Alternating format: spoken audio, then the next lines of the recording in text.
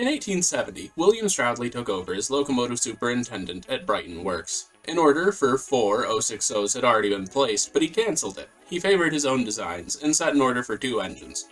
These were LB&SCR numbers 83 and 84. That appear in December of 1871. These were powerful for their time, with unusually large cylinders. They must have performed well enough, because another 18 were ordered to the same design, and they were built between 1873 and 1874, with some of them being built for the railway by Kitson.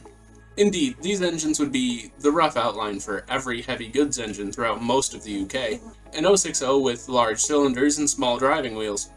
They had 18-inch cylinders with a 140 psi boiler and driving wheels just 4 foot 8 inches in diameter.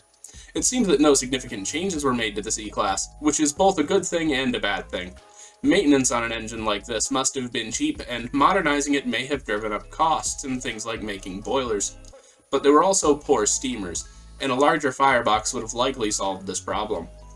Sluggish they may have been, but they were powerful, with a tractive effort of 18,400 pounds. And light, with a total weight of 63 tons, that's taking the tender and locomotive into account. They weren't powerful enough, however, because within a decade the C1 class appeared. The C1s weren't any stronger, and actually managed to be less successful than the Cs, but as the larger engines they took over from the Cs on much of their mainline work.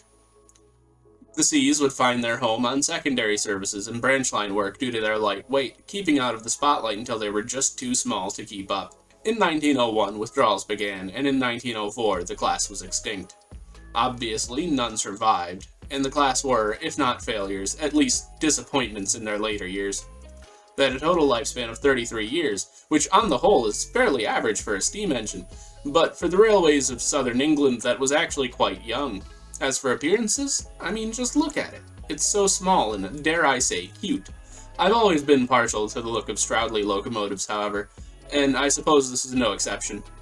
They're very tidy locomotives, with a low boiler and tall funnel, and big circular cab windows that look like it's almost surprised. Love it.